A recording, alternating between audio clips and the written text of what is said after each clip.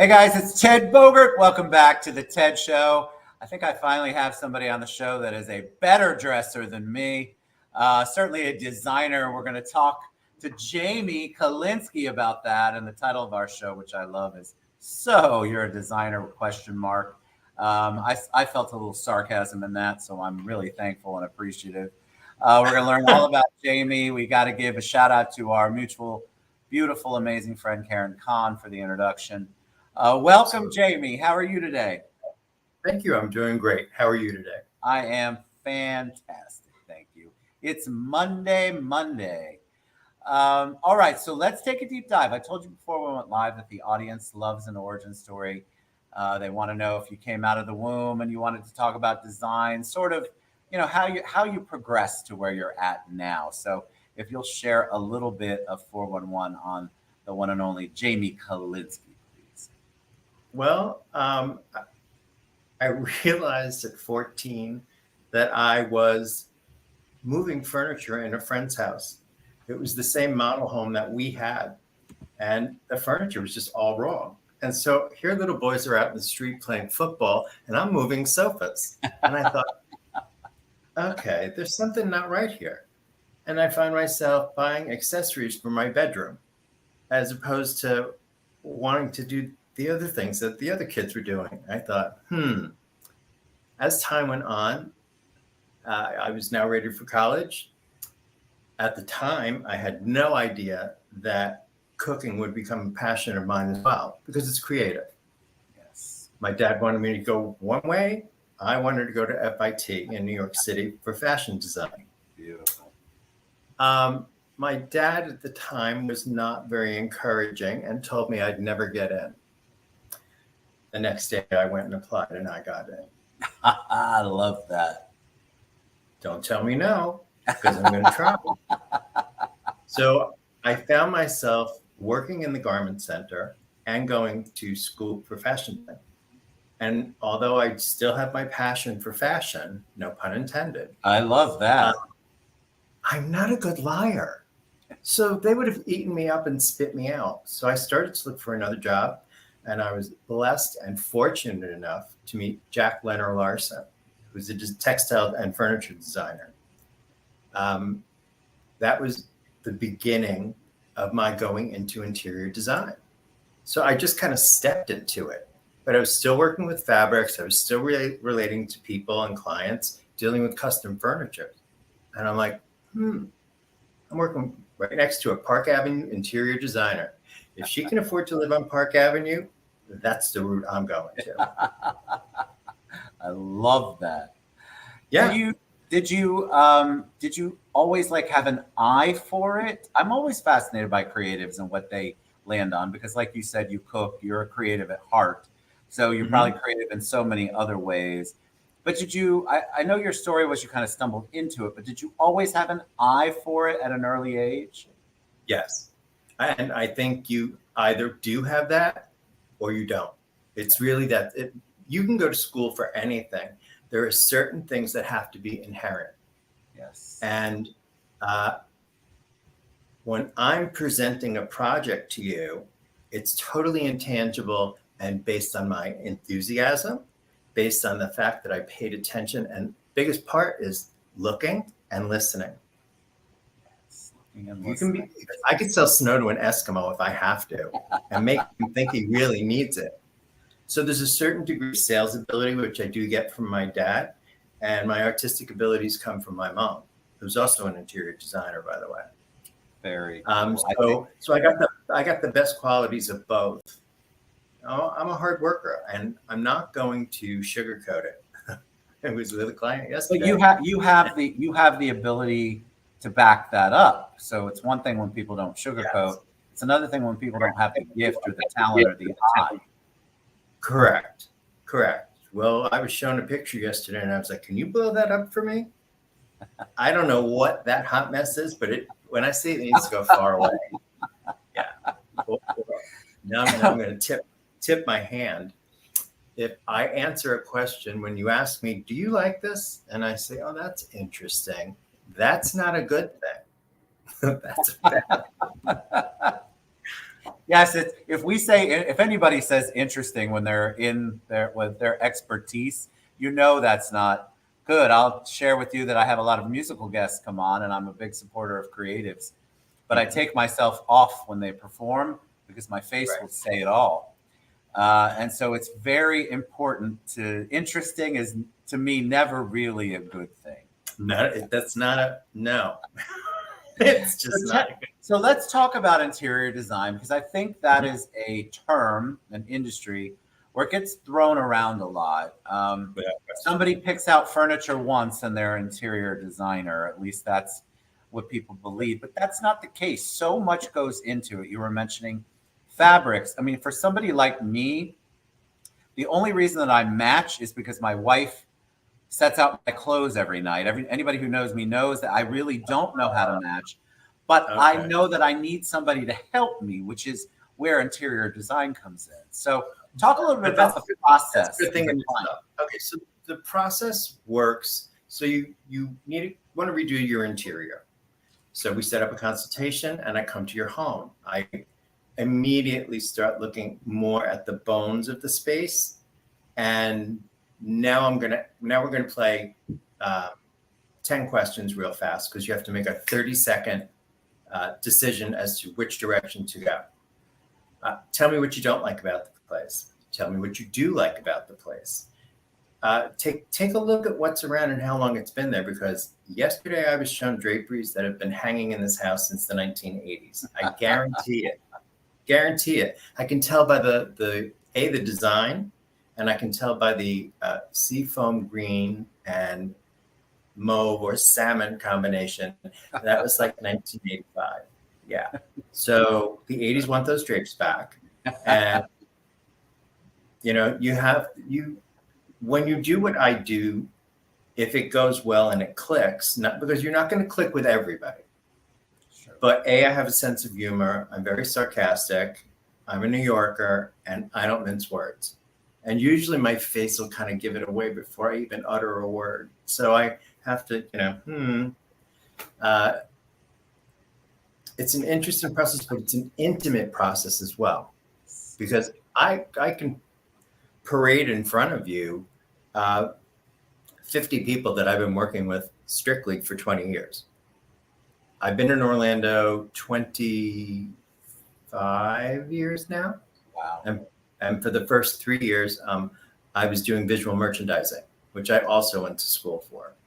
So I've always been curious in how things appear, and my biggest thing is to make you happy at the end of the day. That's really all that matters. There are designers here in town who are a lot larger than I am, and some people are in this business. They present you with one choice and go, here it is. I don't work that way.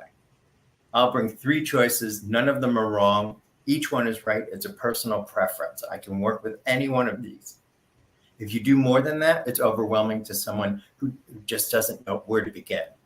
I would be that person who would be overwhelmed. I But feel like it's such a gift that you have. well, thank you. I mean, it is a gift.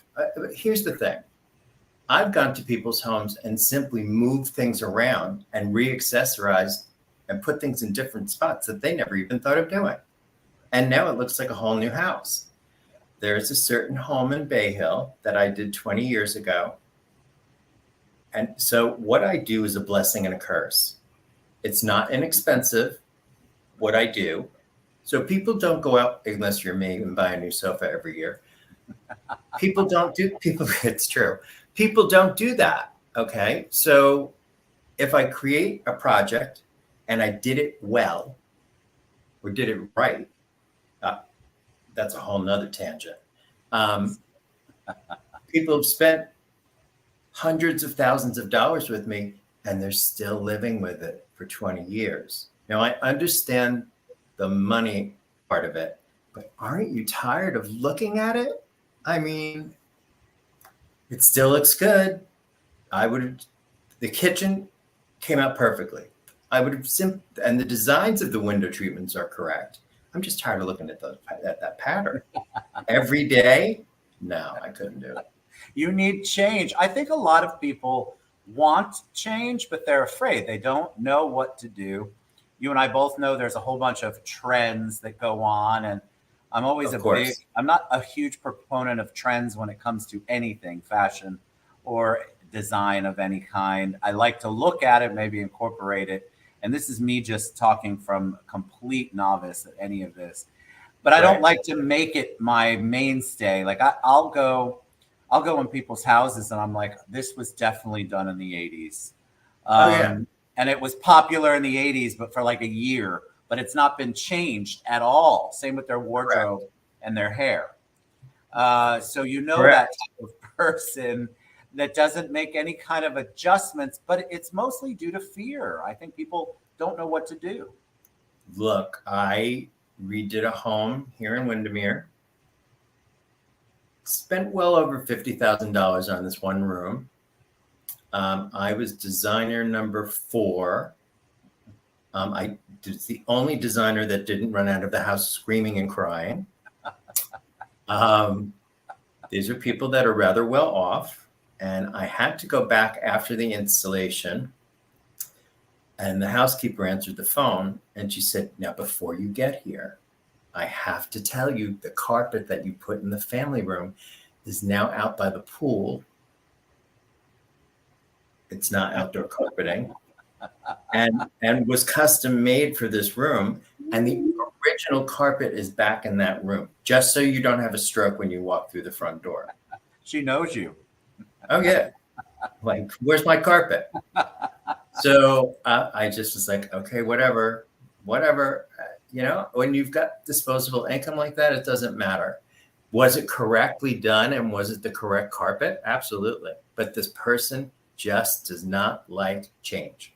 They want it. They crave it. They can't handle it. Yes. A lot of people are in that boat, which is why they stick with the same haircut, still wear the same shirt and pair of Dockers that they've been wearing for 20 years. Correct. There's it's a comfort thing. It's sometimes I feel like it's not even taste. It's just that this is what I know. This is comfortable. I'm used to it. I don't want to make change. Right. You're absolutely right. And then I have other people, they embrace change, and change is good. I think it's healthy for someone to evolve. When I go to my clients' homes, and this was just brought to my attention, although I kind of always realized it, but it's been going on for so long, you just kind of pay no attention to it. So it was one of my contractors, and we were walking out of the house, and he said, I have to ask you a question. I said, sure, what's that? He said, how come every house you walk up to, either the husband or the wife opens the door and gives you a kiss when you walk through the front door? I said, because this is one of the truly most beautiful things about my job.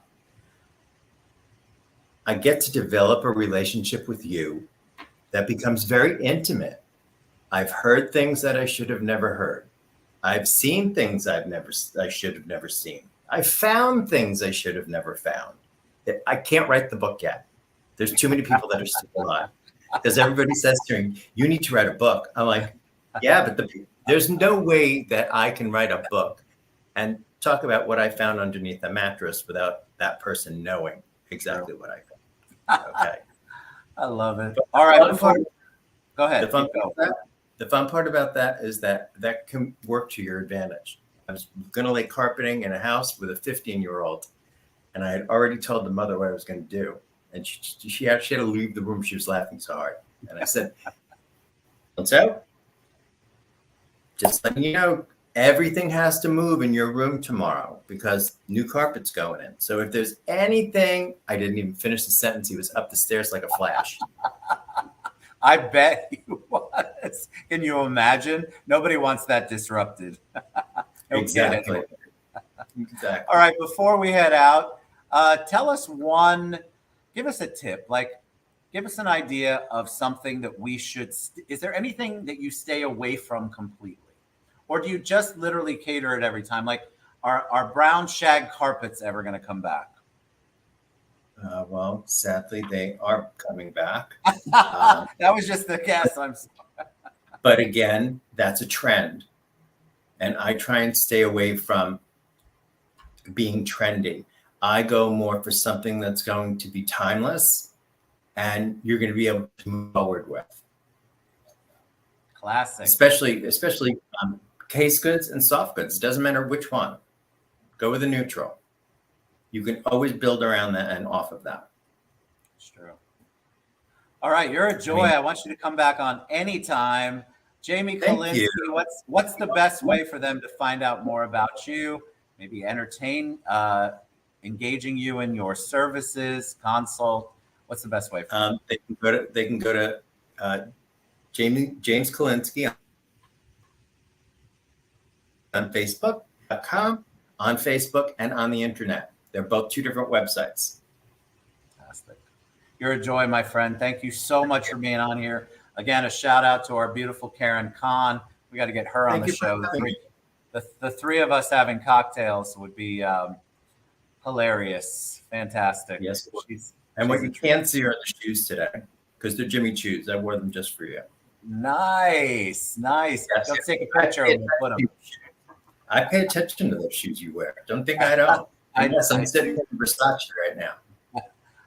I may have some on. I don't know what I have on, but that's why I leave it to the experts like you or my wife to make sure that I look the way I'm supposed to look, just like your house, your office is designed the way it should be. Jamie Kalinsky, go to jamiekdesigns.com or go to his social media. I'll get you in touch with him. Thank you so much for coming on the show. I appreciate it. Thank you so much. I was looking forward to meeting you. Me too. Anytime. Just stay out of my closet. All right, Jamie. Thank you so much. You guys, you're always asking me about designs and things like that. Here we have a talented, gifted interior designer. All of you out there trying to do your custom builds and things like that. Got to get involved with an interior designer. All right, Jamie Kalinsky. Thank you guys so much.